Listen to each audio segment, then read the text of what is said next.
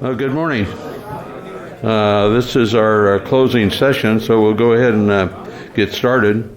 We had the three discussion groups meet yesterday, and we have all the co-chairmen here, and I'll turn it over to Oleg. He's going to report on Group A.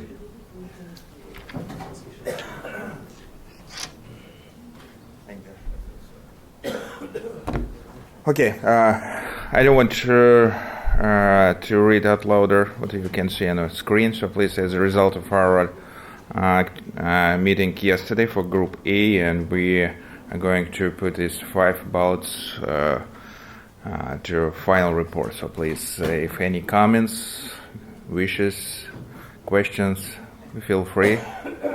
Otherwise, just, okay, accept it.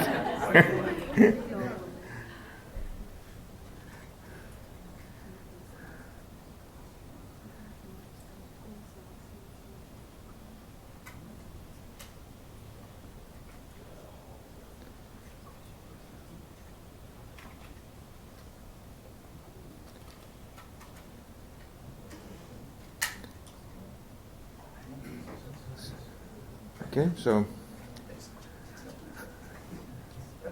any questions, comments? I have a question. Sure.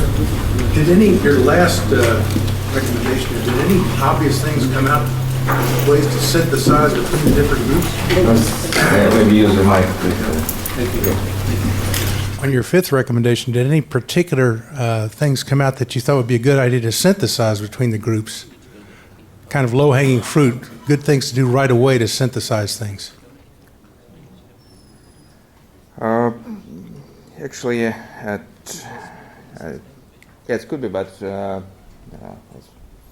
is it important? Do you think? I just wondered if something had come up in the discussion was an obvious thing that could be done to synthesize. If there was an intersection between the 3 groups that you saw right away should be done. Yeah, right. Okay, right. It will be a post-analysis once we hear the other groups report. Yeah, so just a general idea. And again, I would like to say a big thanks to Annette. Okay.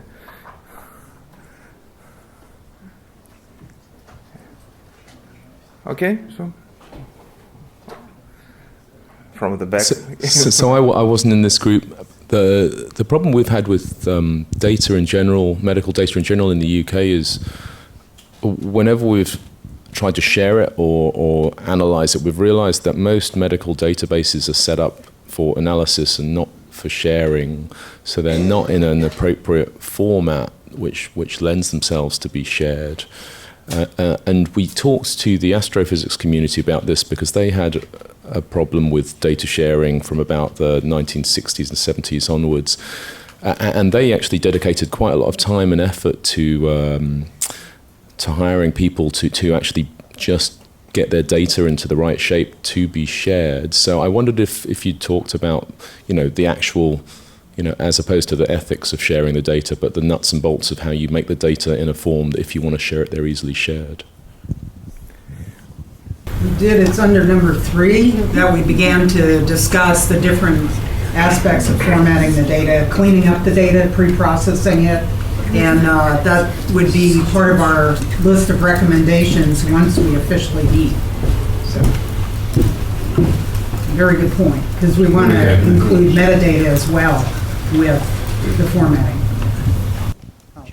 And maybe just to add something, ESA is currently making a big effort to open the data archive, not only in the domain of astronomy, where it's currently already being done. We have a specialized science archive center, which is opening the data to all scientists.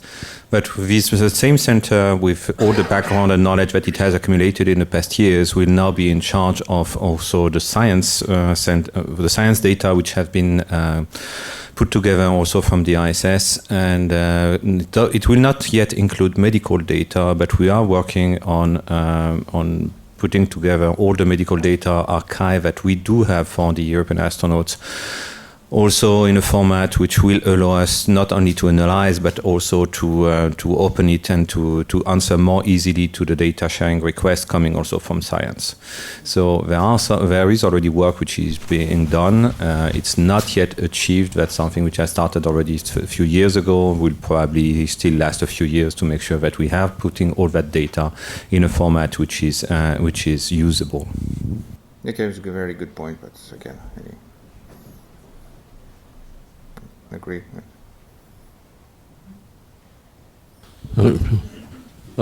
Is Bill Carpentier, are you going to have your data in a format that can be shared? Yes, sir.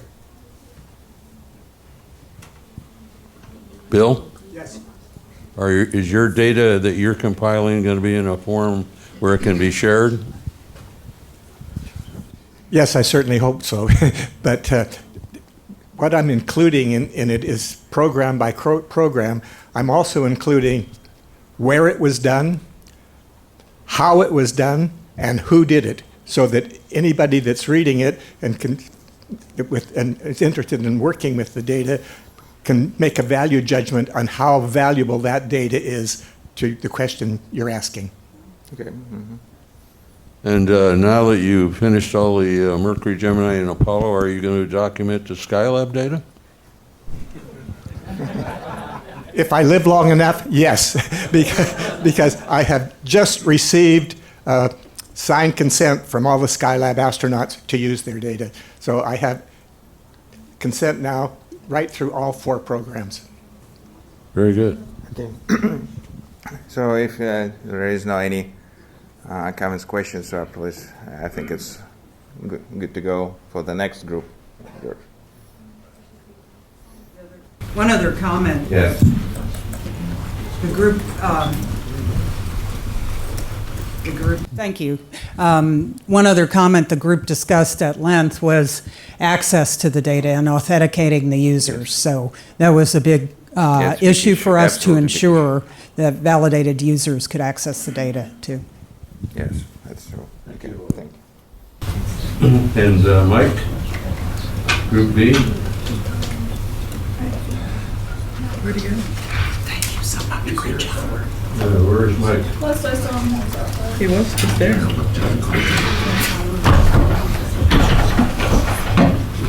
Group B was the analog group. Oh, thank you. I'm sure nobody's heard of technical glitches, but we just had one.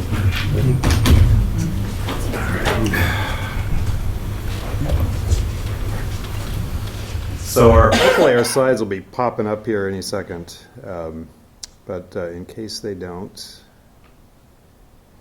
I will say that there were some commonalities between the analogs group and I think what we just heard, and one of those is access to data, certainly. And I think we've kind of agreed that the outputs of ISS science and whatnot are very similar to analogs in that there's multiple products. There's research, there's training, there's ops development. All of those are useful data sets for people. So I'll just mention that I'm watching this happen in front of me that you can't see, that hopefully we'll have it up here pretty quick. I'll mention that we identified stakeholders first, and as we were partitioning between research and training from a research standpoint, that included the ISS program partners in such groups as the Multilateral Research Program Exploration Group, the MERPI, the International Space Life Sciences Working Group, the ISLSWIG, and then non-ISS multinational forums, various international congresses, and other partnerships between individual countries. And I know there's partnerships between ESA and China, for instance, that are outside of the normal ISS forum, which we again want to serve. Also, commercial spaceflight enterprises. One point involved, just throw this out there, is that we expect the commercial spaceflight enterprises really to be more users. We'd like them to contribute as they go along and develop their medical expertise, but part of our charter as government agencies is really to develop information that can be used, and we see them as part of that user community. And then academia and other potential research entities like the NIH, other multinational equivalents, and potentially the Department of Defense. From a crew training standpoint, individual space agencies, multilateral partnerships, and again, commercial space enterprises. So it's a fairly broad brush of users in the community that we would really like to serve. The very strong common sentiment expressed by a lot of the folks in the room, some of which were investigators and some were users, that there was a frustration with data, both access, format, usability, and everybody commented on how standard data formats would be extremely helpful in entering, in using, comparing data. We would like some type of a platform, whether a SharePoint or some other virtual platform, for not just data availability, but also methodology, so that we standardize the methods we use, everything from the filter that we use for selection for subjects, as Dr. Din just mentioned yesterday, to standard measures that we might collect on everyone that kind of calibrates every data set, every subject pool that we have. And also for common platforms, which platforms will do what for you, and just an understanding of the advantages and disadvantages of each one. There is apparently an early ISLSWG action to standardize analogs, which I was not aware of. This is the International Space Life Sciences Working Group, very much again in the ISS partnership, and we'd like to again broaden that purview as well. But we're going to hope that organization helps to lead the way in doing this. Analog research output. There was also frustration that when data or results come available from these analogs, it's hard to get. We report this out in national meetings or international meetings, and the fact is that not everybody can attend, and sometimes we lag in getting those proceedings of these meetings out, and then eventually they may or may not be cataloged into oblivion and very difficult to find. Publications, these are good. They're peer-reviewed science, but they may have a very long lag time between results and publication, and at a time when we need to be fairly agile, especially with the idea that some of these may have follow-on ISS experiments, and ISS is a time-limited resource. When we need to be agile, that's kind of counterproductive to it. I will point out that all NASA-funded research goes into the Life Sciences Data Archive, the LSDA, and that is a good thing because it's truly accessible to all, but there have been problems expressed in how long it takes to get the data and just overall accessing data that can be used meaningfully, that doesn't have to be totally re-encoded to use. And it doesn't capture all the relevant analog experiences. It only captures those experiences that NASA is funding. So an international version of the Life Sciences Data Archive would be extremely useful to us. Let's see. And the one thing that is a suggested product that actually might be easy, that might be doable, would be a compendium of analog descriptions and facilities. So I actually did spend some time last night looking through my files and online, and we have a description of most of the physical analogs that are out there and what they offer. But those are very NASA-centric or ISS-centric. I see my pitch coming up. Awesome. Okay, if you can hear me, go to the next slide. Or is there a way that I can do that? All right. Yes, this is how we captured things. And next slide. There are other whiteboards, by the way, I didn't show. Okay, again, these are the stakeholders that we identified. I'm not going to tell you what I already told you. Next slide, please. Again, the frustration, but kind of capturing what we would like to see, common methodology, standardization, standard measures. Next slide. And let's see, the output, we talked about that. Next slide. And this is what we'd like. Next slide. This is what we actually, I think, could do and possibly could report back next year at this time that we've done it. Again, a compendium that would be, I would say, a comprehensive platform that talks about each analog, both physiologic and just isolation and confinement. Now, there are resources where you can go out there and find what analogs there are, but there are not that many that tell you what they really offer based on the results that we've gotten out of these analogs. And that's physiologic and isolation confinement. When we look at bed rest, there's some things bed rest can mimic of spaceflight, some they cannot. And the literature really hasn't caught up with the recent findings and what bed rest can offer. And so I think that's the type of thing we can do because the information is out there. As far as isolation and confinement, what facilities are out there, but again, what they offer versus what question you're trying to ask. If you're asking this question, team dynamics, what analogs offer you a good venue to get the return on what you want? And that we all figured is something that a grad student could do or visiting interns could potentially do with adequate guidance. And I would involve literature of resultant data from all of these analogs as well to show what their strengths and weaknesses really were. So it's not a small project at all. It's a multi-month project, but it could be done. It could be posted online. It could be maintained as new analog results come from all of these platforms, and I think available to a wide user community. Where that goes is a bit of a question. Who does it? I think we could probably figure that out at NASA with some international help.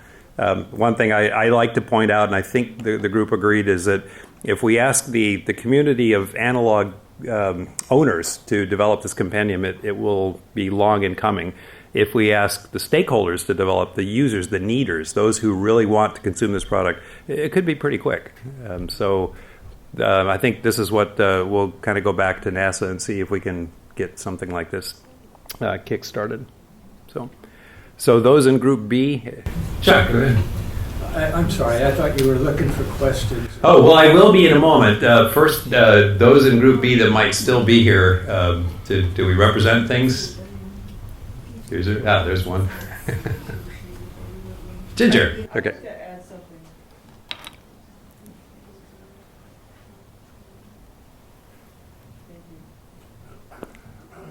One thing that we spoke about that the first group had in common with us was the question not just of who performs the work, but how does it get paid for? And this is a significant amount of work. How it gets paid for is going to be a significant number as well. So that's something we need to form some kind of agreement about. Probably earlier is better. How the compendium gets paid for, you mean, or just all Any of it? Any of it. Okay. Any of it. You know, the data aren't going to assemble themselves or distribute themselves. Right. It's going to take a lot of man hours. So I absolutely agree. That is funding. From an international model standpoint, it would be great to have some type of organization that every user community pays into somehow and has a trusted repository where we can handle everything from the description of the analogs to building and managing a database of non-attributable science output. So, Chuck, for a second. Mike, so many times we reinvent history. I get that. I would like people interested in bed rest to go back and look at what Jan Meck did at UTMB, and I believe there was a separate special publication from ASMA which had a lot of comments in there about standardizing methods and measures, and you know, so we don't do it all over again. At least start there. And that's, again, the person or people who are charged to do this compendium, they're going to do homework. It's going to be all about history. I would say that our Russian colleagues have done the same thing with dry immersion. There's actually good descriptions of that as well. Thomas. Yeah, one more Group B offering. We had talked about HRP has established a program, RISC, to look inside HRP itself to determine how are we doing this, and that probably is something to encourage all the agencies to do. Is as we start to do it at the top, it's important that the bottom be arranged in such a way that it feeds the data to the compendium, the database that we would be establishing. So that's probably an important connection to make, that we've recognized internally we need to do it, and if everybody's sort of focused in that same direction, it'll be helpful as we bring ours online. Okay, I absolutely agree. I would expand it a little bit in that HRP is probably the biggest research entity involved here, but I definitely want to be sure it's expanded beyond that, both from the users and the feeders. Yeah, Jay.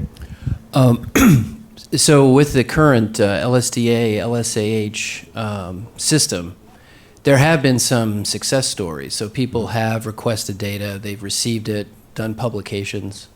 And maybe it would be, well, at least I'd be interested to see how many people have made requests, how many of those have been fulfilled, and then maybe ask the people who received those data whether they, they had a product out of that and what problems they perceive there are with the system. Performance metrics. Yeah, because there is a system in place and it is doing some things, but Right. we don't really know what the problems, what are the problems by the current users that they've had. They might, provide some direct feedback. Yeah, we definitely heard some of those. Is Mary, are you here? Mary Van Balen? No. We have some of those metrics for LSAH, and Donna Roberts, I don't see you, but she had mentioned that LSDA requests used to take a year to 18 months, and now they're down to 6 months, which sounds great. 6 months to me seems too slow in 2018, just for archiving and using data. So I think we're doing better, but maybe that's something we should consider next year. If we're presenting this compendium, we'll also present some metrics with it. It costs a lot of bucks to manage data. I'm preaching to the choir here, but that's one of our big problems. One other, for a commercial space flight, since it hasn't really got going yet, has there been thought about putting together a registry for every commercial person that flies in space? Because this would be the opportunity to, plan ahead and start collecting the kind of thing. Because there's going to be all kinds of weird medical events happening as the selection standards are removed, and now more and more people are going into space. And that if there was a consistent way to capture those now, it would probably pay off in the future. Yeah, absolutely agree. Like some organization between the commercial spaceflight enterprises and the other flyers, the ISS partners, for instance, is something we would really like to see. Andy?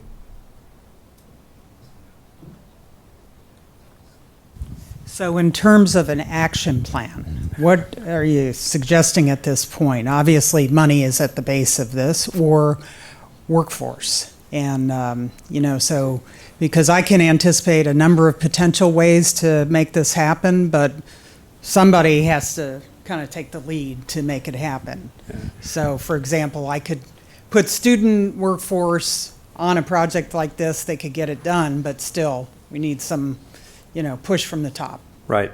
So, a lot of you guys are ISMS veterans, and it may not come as a shock to you, but there's a common theme here over years that getting data available and accessible in a timely fashion has been a problem for a long time. The compendium is the easy part. I mean, I was talking with our analogs folks a little bit more after the Group B meeting, and that is not difficult. We can even probably maintain that. Again, with adequate oversight, it's easy to envision the kind of groundwork you have to do for this. But the best we can do with the data problem is to report to those responsible for it and just remind them that this is a continual problem, and it's hampering our research, it's hampering our progress. So we'll see. Guillaume, and then if somebody could get the mic to young Dr. Fong in the back there. Yeah, with regard to the organization of such an effort and mostly to go to the actual management of the data, I'm just wondering if to have a common action with ISLSWIC might not be actually a good way to do that, because it has to be, as you said, an international body who is taking care of management of this data. If we are going to a national agency, we will be facing the same issue that we have been facing up to now, which is this kind of data silos. And I know ISLSWIC has also some discussion about coordination of effort, sharing of data, and standardization. So I think here we need really to have some kind of common action. If we are working on our side, ISMS, and ISLSWIC on the other side, it will never achieve. So a question back to you then, and to anyone else, is I don't think there is an international forum outside of the ISS partnership that really encompasses everything we need. So the question is, can we build one, and how would it be supported? We'll be quite happy to invite every country to become a member state of ESA, because we are the only international organization. But joke aside, I think we do have the experience of dealing with many different countries and many different regulations. Now, there are also different levels. We also have an office for space in the UN organization. I'm not sure they are currently being dimensioned to deal with this kind of data. But if we are looking into something which really interests many more nations than the current ISS partnership, and talking about going to the moon, Mars, and really developing the research which is needed to allow that, we are going really one step beyond, and it might become an interesting discussion, at least with those guys. So some entity that's already established and used to producing and managing research in spaceflight, hosting this international forum outside of the ISS partnership might work, whether that's ESA, NASA, JAXA, or CSA, anyone. Kevin. So I think resource is a huge problem here, partly because people in the room may recognise that dealing with data costs a lot of money, but I think it's not beyond the ken of the agencies to have a common agreement. But actually, I would be willing to bet you that just to make the first dent in this data sharing cataloguing exercise, it's at least low millions over 5 years. I can't see it being otherwise, because it's a significant fraction of people who are well skilled in knocking data into shape as a full-time job. I mean, that's certainly been my experience. I had a PhD student for 3 years looking at intensive care data. He spent almost all of that 3 years just formatting the data. So I can't imagine this is going to be much easier. Yeah, thanks for that. It's like the Council of Despair you mentioned yesterday. Well, I guess what I'm saying is that it's something that I think the role of this effort is to probably make that boldly as a statement, because when it comes to big data, people are still in that mindset that people were about websites around about 1995, which is, I've got a mate who can build one. Right. And actually, data requires a professional effort. And so, one can point out that this is a professional effort, circa low single millions over 5 years for a first effort, and B, then think about who might be willing to pony that up. Is it from the agencies combined? Is it from central bodies of those member states? That needs to be answered, I think. Right. And so, by the way, I totally agree with you. All you would have to do is extrapolate LSAH's budget outward to try to cover the type of footprint that we want. And I would say it's probably in the mid-millions, certainly double-digit millions over these few years. But I also think that, again, in 2018, there's probably efficiencies that we're not capitalizing on. Now, a lot of that is because LSAH is focused on trying to bring order to old data sets. And if you had a plan that just encompassed new data coming in with a coherent format, for instance, so everybody follows the same standards and measures and whatnot, you could see something that's sustaining, and hopefully LSAH and various other enterprises will catch up and get all the old data formatted. But yeah, we wouldn't sugarcoat this. It's going to be costly. So I would definitely welcome recommendations or thoughts on what type of international forum could be used for this, and we don't need to get them now. I'm easily gotten a hold of. But I will tell you also, we actually looked at analogs for this type of data several years ago. We thought that perhaps the World Health Organization had this fabulous network that shared epidemic data at the speed of light, and wow, it was amazing what they don't have.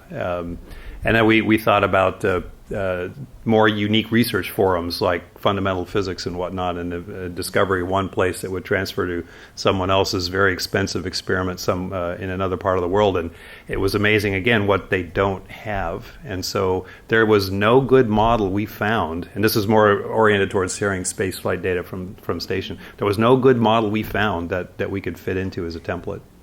Jay?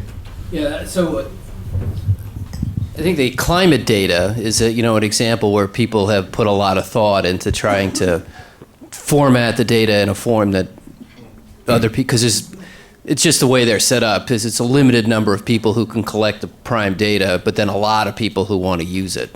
Right. So that's kind of one potential model, but there's still a lot of work that goes into just trying to standardize. Yeah, it's true. And then, of course, our user community, as international as we are, is not very big. and there's not a huge amount of resources there that are interested in our risks. Tom? Perhaps one recommendation for an action is for next year's ISMS to bring in each of the agencies and have them present on what data sharing capabilities they have so that the entire group can see that in one session. And that would kind of tell us the state of the art with regard to who's sharing, how is it working and informing this group about what the potential is. Okay, I'm writing that down. Yeah, go ahead, Andy. Follow along with what Oleg briefed on our group in terms of synthesis, that this would be a critical aspect of what we would consider a huge opportunity, not only for educational programs, but also for cooperative research and collaborative research, because these types of environments are not only the basis for how we understand physiology, but also flight medicine and space medicine of the future. So there are as many analogs that are listed here. There are many more, hyperbaric, et cetera. And I could envision that this would be an enabler of Bonnie's panel that's working on educational, because all education now is experiential. Right. Okay. One thing, a thought that comes to mind is, we're very much in the station world right now, and station is a limited life, and station also brings together all these enterprises. As station is superseded by other low Earth orbit platforms, most likely there'll be more of them and smaller, and will be even more decentralized. So as hard as it is now with ISS, it could potentially get harder in the future unless we have an international platform that helps us to unite the information that we get and how we want to use it for next gen projects. Yeah. Dr. Thirsk. Mike, I'm looking at your listing of training analog facilities there, or analog facilities, and many of them seem to be applicable for deep space healthcare as well.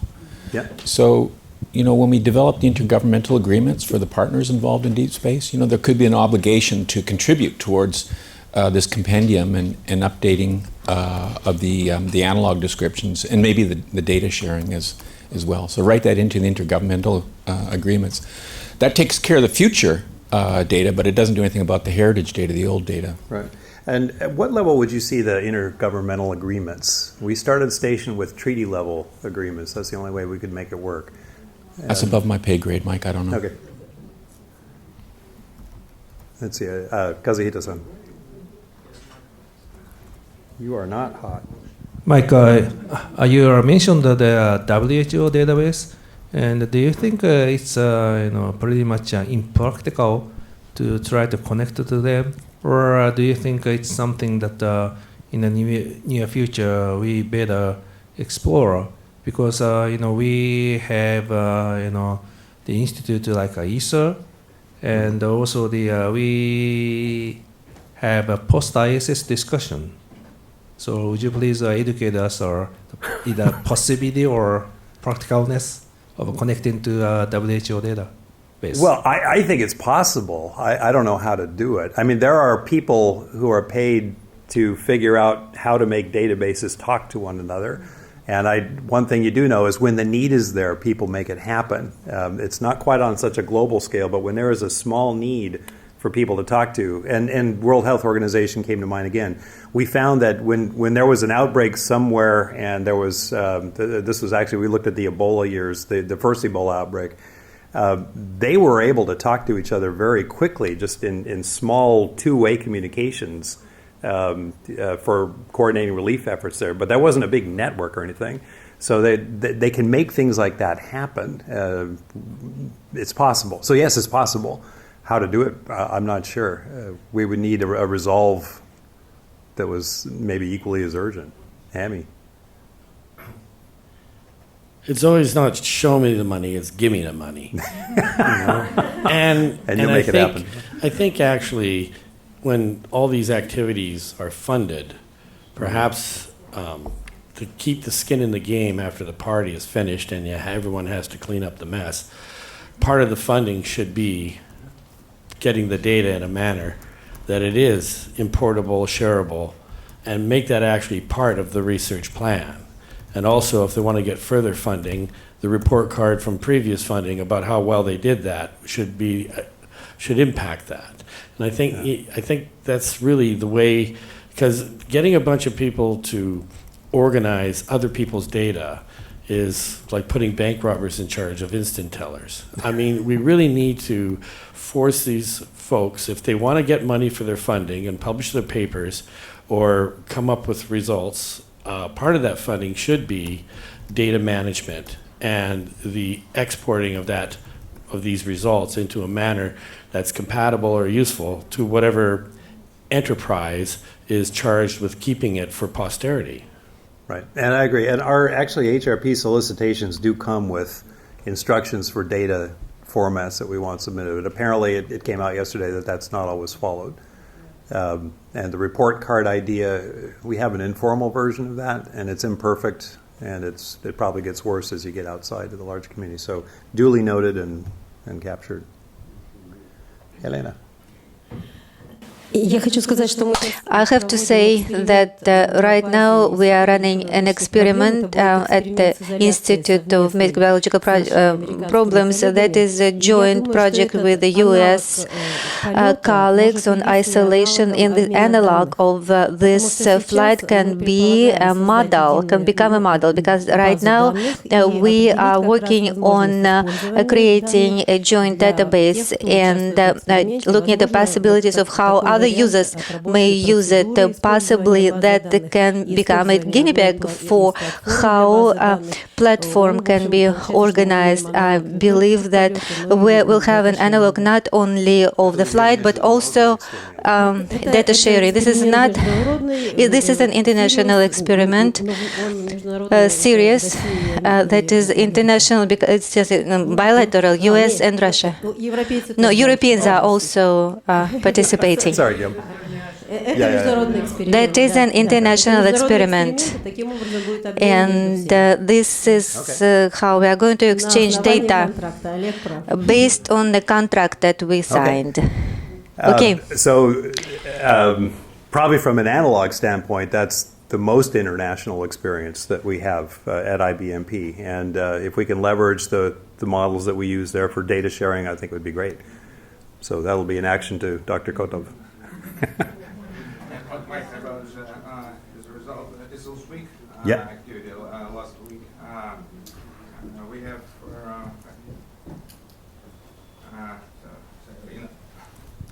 yes, we have as a result of ASILS week, one of our points is we start make standard measure for isolation experiments.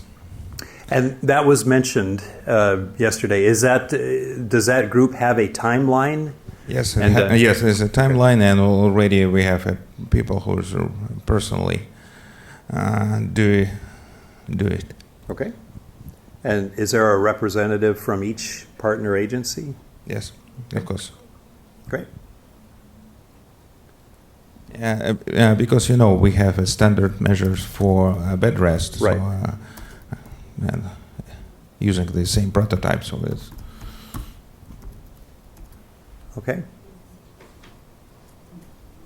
You don't need to prolong it any more than needed. Anybody else have? All right. Thanks very much. We'll see what we can report next year.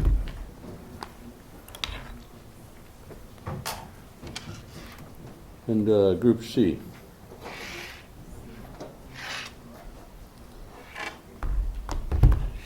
Thank you, George. If we could pull up the Group C charts. First of all, I want to thank everyone that participated in the panel. We had a large and very distinguished and representative panel, and then everyone that came to the Group C meeting last night. I don't think we've had a room quite that large. We've actually started filling the second row behind the table. And part of that was due to our graduate students. So we want to thank them for participating. If we have the graduate students here today, could they all stand? This may be the only time we really get to acknowledge them. So thank you for participating.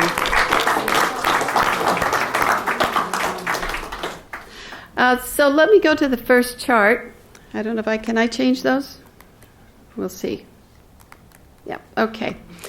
I'd like to refer back to Oleg's last point, number 5, about how we interpreted synthesizing as over the years, not reinventing the wheel every time. We have a short amount of time that we meet on Saturday evening and then report out on Sunday morning. So what we're all about is participation by individuals to discuss representing individual views from a number of countries. We'd hope to have industry involved each time. We didn't think we had any industry yesterday, but academia and NGOs and yesterday, for the first time, we had graduate students, including those from A&M and University of Houston, to discuss the educational challenges that we all face in most nations, not all, about encouraging our youth into what we've largely labeled as STEM for the last 20 years, science, technology, engineering, and math, but focusing also on the pipeline, the institutional part of what we are, the International Summit on Space Medicine. So we often talk about targeted populations, and one of those targeted populations, of course, is K-12, and that very much determines a lot of the course of the discussion. So we decided, too, that we would, and this was Carl and I, from year to year, we wouldn't start with a blank sheet of paper because we often have different individuals in that meeting, is we'd talk about what we had discussed and we'd track our recommendations year to year. So the general education goals, which were determined last year, were, as they're articulated here, number 1, to inspire and educate the public, particularly the young, and again, we discussed that yesterday. That material on space activities aimed at education should be readily available through web access. That enables us to reach a global audience, to create either the appropriate level of awareness and interest in the young, or the resource material for educators and self-teaching. And that theme did come up again yesterday. Through Carl, we are linked up, and this was one of our goals, to the Unispace 50 goals, where there are 17 approved global goals for sustainability, and it's an excellent platform for information pooling and global dissemination for education purposes.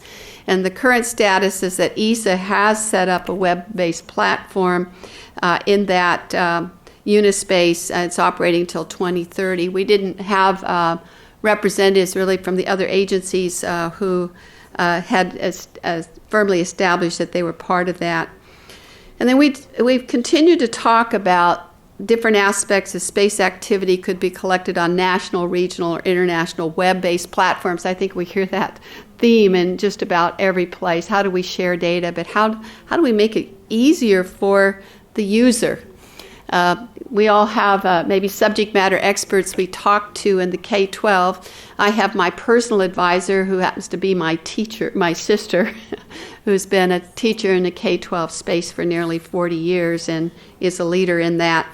And the difficulty in accessing information for the classroom that's is aligned to standards or age group can't be underemphasized, and it has to be easy to get. Teachers don't have time to be searching the internet and then doing their own vetting on content. The people that are deploying that material actually have a responsibility for making it more easily accessible. So the progress since 2017, and this was largely through Carl's efforts last year at the International Astronautical Federation, is that the space agencies, which is really the funded platform because we don't have a budget of our own, is that there is an effort to continue further cooperation on space education and outreach. Our progress since discussing using the IAF, and Carl has met with some of the leading agencies, he's been chair of a number of the working groups, is that the Canadian Space Agency continues to enhance their support for space education and outreach. The European Space Agency and several of their national space agencies have increased their education on space education and outreach. As you heard from Salajan yesterday, the Russian Space Agency is actually, through the government, funding a very large increase in sponsored outreach for students and teachers, both at Star City and I believe it's, what did he say, Suichi? Suichi, okay. It's a, yes, I know it's a city, but for camps, and I think he was talking, pardon? Yes, it's Sirius. Sochi is a Sirius center, education center. Education center. I think he mentioned the number 10,000 last year. But also taking exhibitions out to small towns and educating the population. Public celebrations of anniversaries, because the teaching of history is an important part of instilling the stories that inspire. And then finally, doing proactive career choice counseling in schools and in these venues. China did report their targeted investment in space education, including human-related sciences and technologies, and has initiated a number of programs, even with some of the members of the audience here. So, on an individual basis, and the agencies, we're moving forward to try to, in our small part, tackle a very large problem internationally in bringing young people into science and engineering, and that's true here in the United States. Now, we continue to find that pilot projects that stimulate the interest in the young, they've been identified. We want to start cataloging them as well, so that, and putting them on a platform. That's the challenge. Who's going to fund the platform? So I'm going to state here today that I'm going to work with Texas A&M to start at least a part of a website that will start capturing some of these programs. As we all have experienced, probably in our personal outreach, that those programs that are particularly motivating and effective are projects that include teams, multidisciplinary activity, international exchanges, internships, competitions, and hands-on activities. Now, for this year, and although we did talk about this last year, we emphasized the social media web-based programs for access to information to personally engage and inspire, not just provide academic content, because we want to inspire especially the young, to be self-learners, that we're not just providing them something to check a block or get a grade, that they'll be so interested, inspired, they'll go back for more. And one of the suggestions that came up was providing more access to launch video, and how moving that can be to someone who's never seen a launch, or put them into VR experiences or augmented VR, which you can now do on your smartphones. You can find them, but is there a way to make them more easily accessible or to promote them out to the youth? Now, I have to say there was a general sense, and I'm part of that party, that NASA maybe its emphasis has lagged. It's been largely due to decreases in the funding, but the website is not as easy to navigate anymore for teachers, and especially finding curated content. We had a report from Italy, and this is for the NASA folks, that they downloaded some content from the NASA website that had incorrect technical data for K-12. So it's really important that this stuff be curated, or you lose your credibility. So I'm looking forward, especially with the new administration at NASA, that be a reinforced and re-emphasis on K-12 education. A recommendation from last year following over to this year, again, renewed support by Space Agency, and to establish this international network of networks for space education following a GEOS model, which unfortunately Carl had to leave this morning, and he was going to describe that a little bit more. But it includes the space agencies, UNESCO, IAF, us, and UNCOPUS. Carl and I are going to take an action to draft a proposal that would take up to these bodies about our involvement and supporting the outreach. The second bullet there, I've reiterated a little bit more about establishing a common web base for space material for education through the International Astronautical Federation, and Carl and I are going to push that at the next IAF meeting, which fortunately will be in Washington, D.C. next year. So it'll be a little more accessible. And then the third point is there as well. So you can count on Carl and I to try to pull that forward. The second recommendation was expanding opportunities and bringing in the private space sector entrants. We had a lot of discussions about that. How do we incentivize them? We can't push them. What are their business models? There's much discussion by many of these large companies on the workforce pipeline. But I will tell you very candidly, since what stays in the room stays in the room, said in the room stays in the room, is that having been now in academia for 3 years, trying to engage either SpaceX or Blue Origin in any large programs or sponsoring students has not been very successful. SpaceX has had a couple programs for college student teams, but in terms of actually directing many programs to the K-12, we need to help them become more incentivized. The same with providing content on these platforms, to K-12. We discussed TEDx, MOOCs, which were largely developed for universities, first from MIT and Stanford, and then Disneyland and how they inspire. How can we get them engaged with our content? And the fifth one I've already discussed is that access to the K-12 teacher. We need that central traffic sign. We've talked about collecting data for human physiology and for analogs, and we need to make it easier for teachers to do that as well. I brought up, and I didn't put on the list yet, a National Academy of Engineering site that we put together that's called Link Engineering for K-12 teachers. It is funded by the Chevron Corporation. It does have vetted content out there across all disciplines.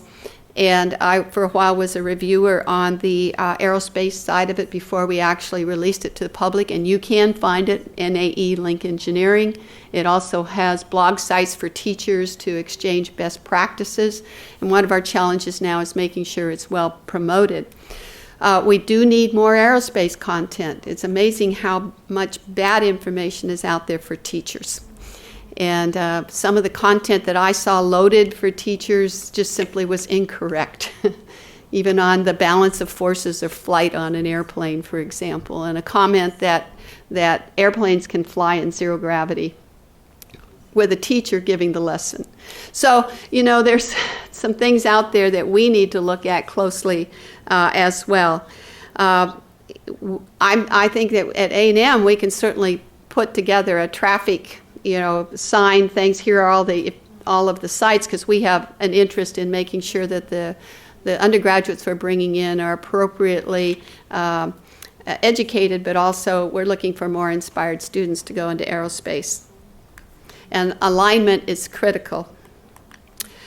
So the final recommendation we had last year, if you recall, was to bring in graduates and postdoc students from our graduate institutions so we could ensure that we had an institutional pipeline. And we were successful this year. I think we had, I don't know the final count, was it about 10 or so from Texas A&M and the University of Houston. And they reported, I hope we're all inspired. Now, I don't have it on this page, but I have a recommendation that all of us who were first year aerospace new hires said, what does that acronym mean? So we're going to provide an acronym list next year to all of our attendees so they know what the heck we're talking about as we have our discussion. And then finally, we want to provide an opportunity for them to meet separately and then converge with the whole group so that they can discuss what, based on their generation, what ideas would they bring to forefront without possibly being steered by our own discussion? You know, we have the big picture and so forth, but what would they bring to the table? What's working for them? What's working for the generation that they are a part of? So final words from the group: we need to be more effective at inspiring and engaging, not just delivering content. We must help students and teachers to understand the rewards for involvement in aerospace human exploration, which was exciting. We had a long discussion about rewards both inside the meeting and outside. Doesn't just necessarily mean monetary salaries. You know, what are those intrinsic rewards? How do we engage the private sector? We had no one from the private sector in our education meeting yesterday. So, you know, and we have private sector representatives attending this meeting. So maybe we need to reach out to those particular people, you know, at the KBR Wileys or the other companies to be part of our meeting. And maybe invite someone from Disneyland, okay, that maybe works, they have a number of people that work in robotics and exoskeletons and that type of thing. We talk about that a lot at EVA. So maybe there's some synergies there. And when we engage with the IAF, we must ensure that the specific goals of the International Space Medicine Summit are also part of the discussion. They understand the importance of space medicine. So I hope that I captured the larger messages. We'll promise next year that we'll have a catalog of the programs that we've talked about, those that were discussed on the panel, as kind of best practices so that that can be shared, and appropriate websites that you can take back and then we believe has vetted content. So I open it up to questions or comments. What did I miss? I think we're all, yes, go ahead, Dylan.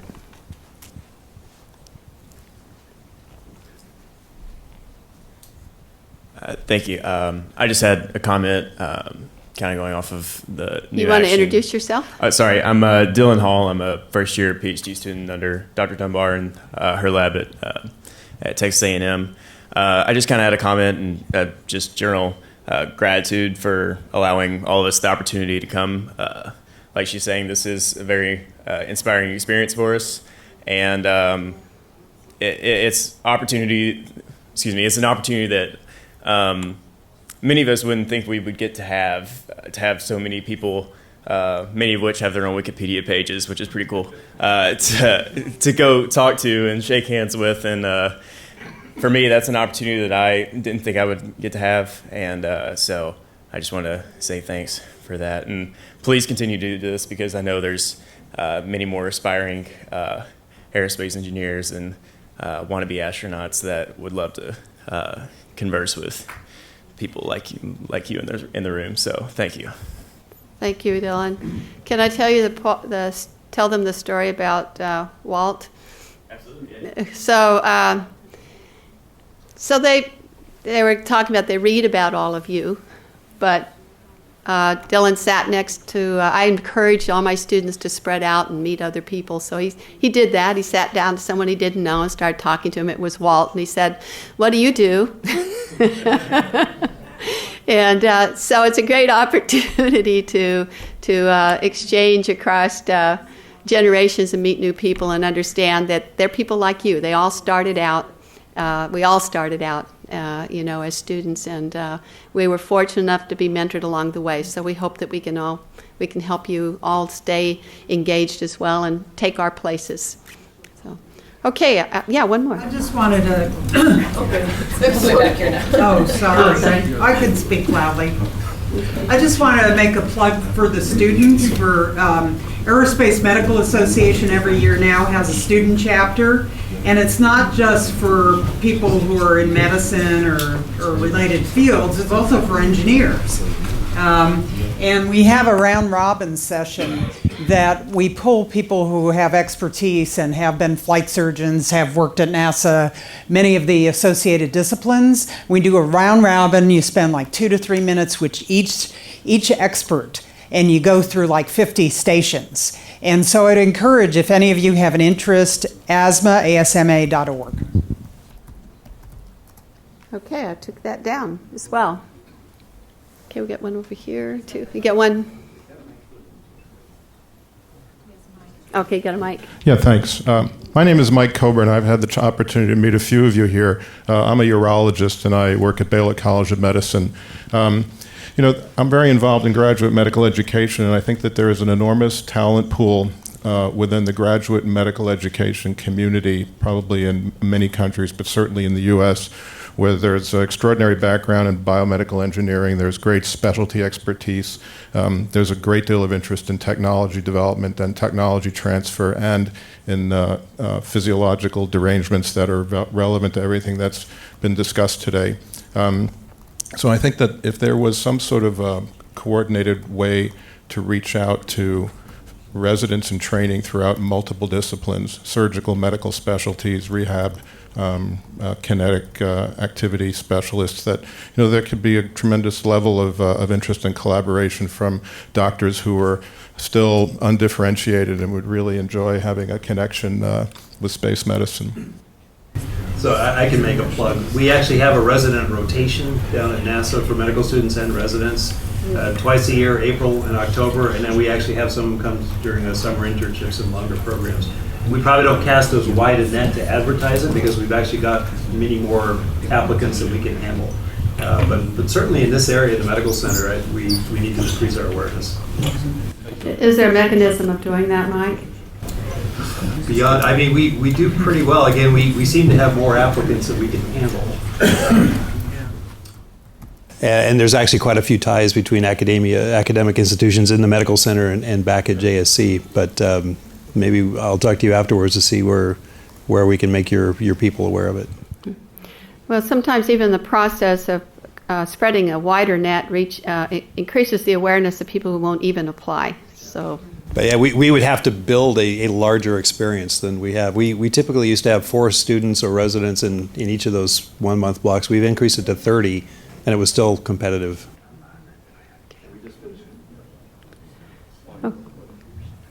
Okay, you got a mic? Yeah, I've got one real quick. We've got Texas Tech, we've got UTMB, we have Baylor College of Medicine, we have University of Houston, we have our colleagues from Russia, from Japan. I'm sure that there are several students that would enjoy, or maybe a couple of students that are doing medicine that want to be flight surgeons that could, like the great students from A&M and others are here, attend. And maybe we slot during a period where they can come over before the conference, which happens on a Thursday, Friday, Saturday, Sunday, that they could go through, like JSC, even as a basic tour, to give them a chance to sit in a room with everybody here who are flight surgeons or were flight surgeons. That right there is the next generation, just like y'all sitting in front of me. Having that opportunity is something that we should build and expand on to build the next generation, because I've been coming for 14 years and nobody's getting any younger. So I think that if we do that, and we've got these institutions in the room and our international partners, Canadians and the like, we can do this with a small select group. Bring 3 with you. I think that's an opportunity to pass it forward. So, Mike, that might be something we pass on to the flight surgeons at JSC. Okay, I've got that down. Just to complement what Mike said with regard to NASA, we do have the same program at ESA, and we are also welcoming students and residents for periods between 1 and 6 months. So I think just to capture what I'm hearing is that we need to make sure we reach out to residences and flight surgeons, student flight surgeons from an international basis, invite them to the ISMS, and as part of that, perhaps, since we adjourn around noon or 11 o'clock on Sunday, maybe arranging a tour of some kind in Sunday afternoon or Thursday before the event starts, but something that would help inspire and engage them. I just want to make one comment, one further comment about the education piece of it. We're the 3 of us here and Dr. Jennings are the faculty for the Aerospace Medicine Residency Program at UTMB. And that residency program has been in existence for about 20 years. Richard was the director for about 10 years of that and has formed it into what it is today, kind of an internationally recognized training center for physicians that want to become flight surgeons. And the requirements of it are to have training in another specialty before you come to us. Then we provide 2 years of training specifically in aerospace medicine, including a master's in public health degree. So if you want any further information about that, Dr. Jennings can provide that for us, or you can look at our website. I'd be happy to talk to you about it if there's anyone here who wants to go down that pathway.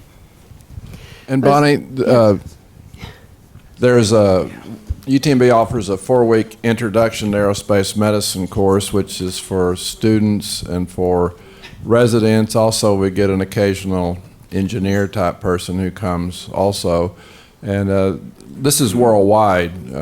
This year we had 3 from Australia, New Zealand, Tasmania, to give you an example, from Japan, UK. They're from all over the world. And this is a 4-week course which involves all of those tours of the Johnson Space Center. They get to do altitude chambers, hyperbaric chambers. They get to fly Class 4 simulators at Flight Safety. It's an excellent course for which is offered each summer for 4 weeks. JAXA and international partners have participated for many, many years. So as we build this catalog, and I can see it segmented based on age or educational position, whether it's K-12 or already in medicine or you're an undergraduate another way, please send your program information to me, bjdunbar@tamu.edu, bjdunbar@tamu.edu, and we'll start building that, and I'll work with Carl on that. Looks like we have another person over here.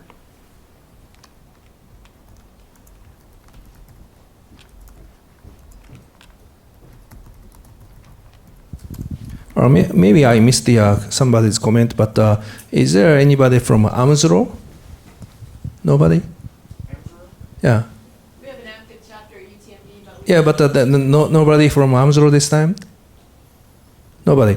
Okay, so the AMSRO is connected tightly to asthma, and also we at the asthma's wing, one of the asthma's wing is the Space Medicine Association, and we highly recognize AMSRO as a student, the organization, and maybe there are some less communication between these a little bit senior group and somewhat junior group, people at AMSRO, but AMSRO should be included in the contact list. Okay, will you send that to me, please? Right, so I have the exact information.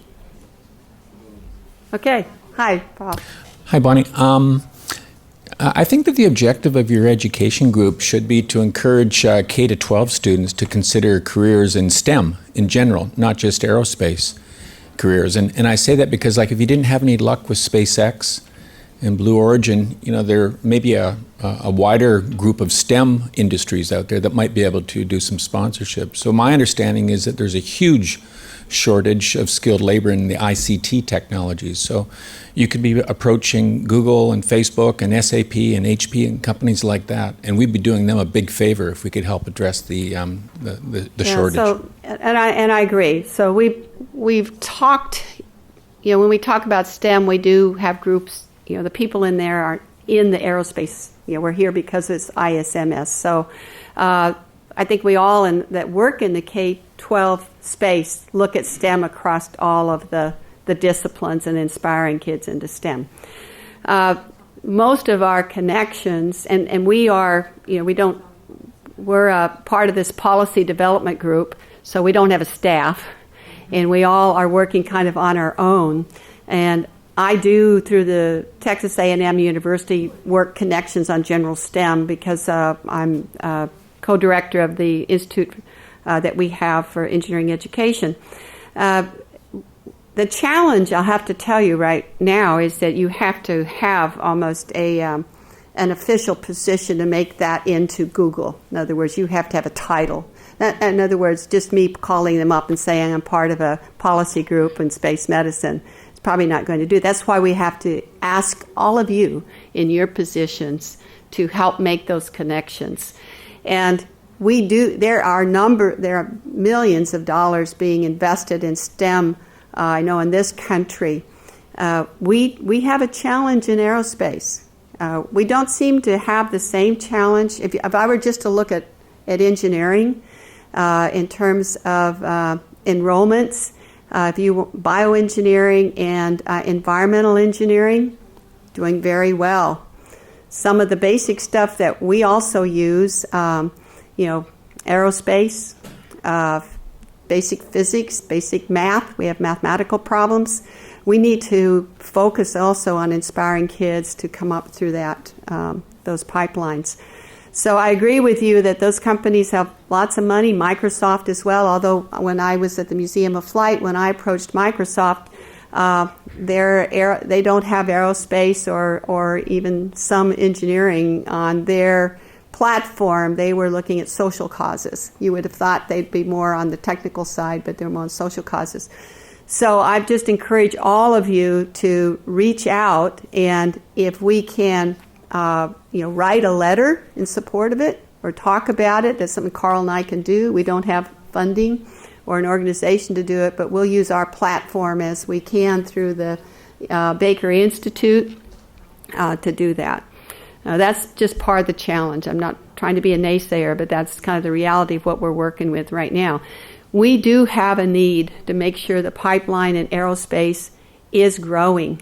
As you look at the age demographics of our group, which is why we discussed last year making sure we were bringing in graduate students, and we want to enlarge that to distribute that corporate memory, that institutional memory, lessons learned that are not in a textbook. I've got a graduate level class, and most of my graduate students are in it. There is no textbook for bioastronautics in terms of human systems engineering, bringing engineers into the human systems. And so several universities were trying to develop a more formal curriculum, University of Colorado and ourselves in Michigan and MIT. So it's you're the textbook. You're helping to educate this next generation. Good. Thanks. Again, my discipline's physics, and aerospace engineering is an outstanding discipline. But the space medicine, I think, has a wonderful draw. And one comment that was just made was to try to be, broader in the draw of students into STEM. And to that extent, I just wanted to mention that, last night I brought it up just by Googling Wired magazine. The title was The Next Steve Jobs, but the story was a 12-year-old who was discovered in poverty in Mexico by an online course offering from MIT. It was called, MIT, Raphael Reif, the current president, when he was provost, structured this MOOC, this massive online content course. And in doing so, they identified just outstanding talent.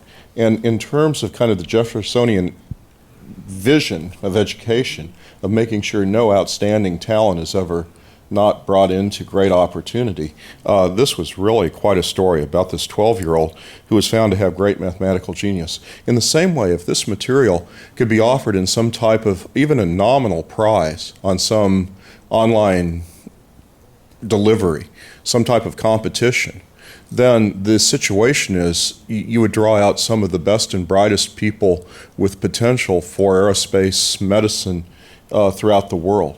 And that could also lead to identification of people children who would never be identified with a particular genius by any other means. Well, you're exactly right. I mean, we do reach out. I think all of us are in the K-12 space talk about it generally. But even teachers will tell you that one of the draws into STEM is space. And the challenge that you just talked about that we all face is who pays for these platforms. Okay, so that's where we need to reach out to the corporations and the foundations with which we interact and help incentivize them. That was one of our recommendations to tackle this. So here we are in one of the best medical centers in the world. And maybe this is an opportunity to more proactively gauge, we've got, A&M has a partnership with Methodist, but there's Baylor, to say, would you help invest in these platforms because you can benefit from it in a larger vein.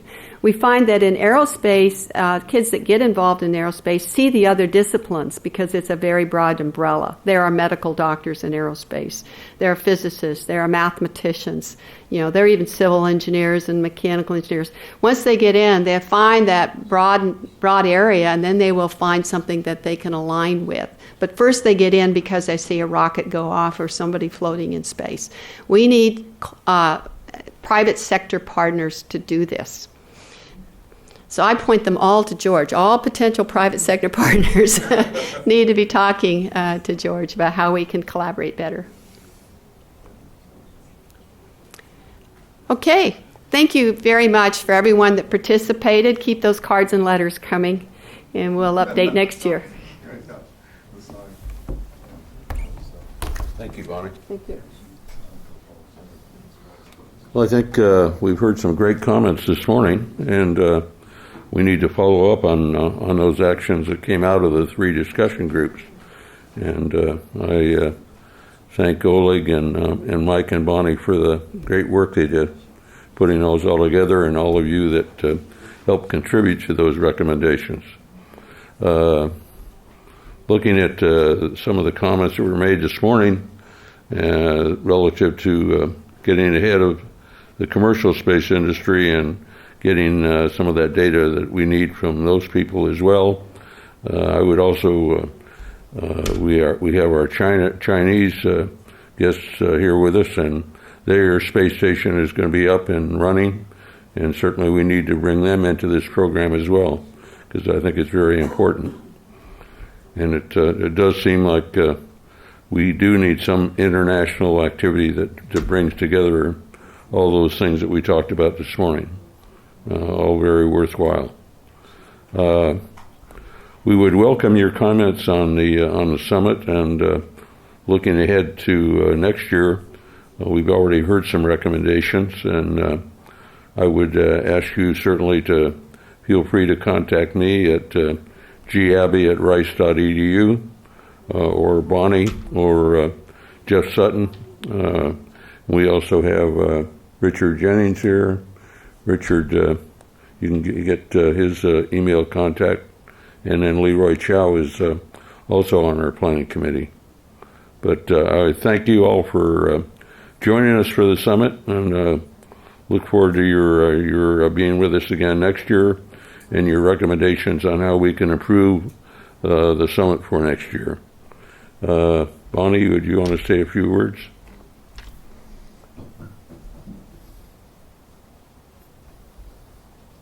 Well, I'd also like to thank you for your participation, and I want to thank the Baker Institute and George for the leadership in the International Space Medicine Summit, and for the opportunity for A&M to participate, both from people as well as a sponsor.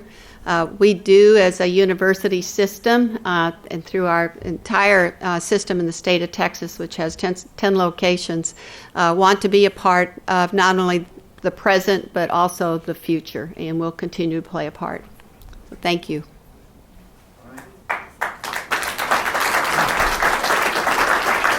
And I see that Jeff has joined us. You want to say a few words, Jeff?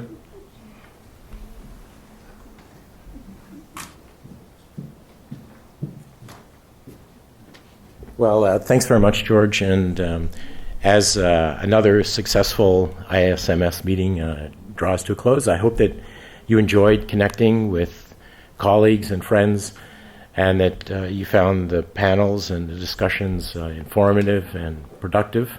I thought the panels were excellent this year, honoring Apollo and presenting new concepts and ideas in areas like the genomics panel did.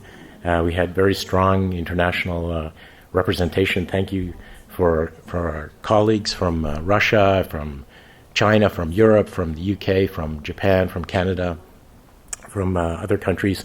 I completely echo Bonnie's sentiments. We're so gratified to have students here, as well as young professionals who are early in their career. They are the future.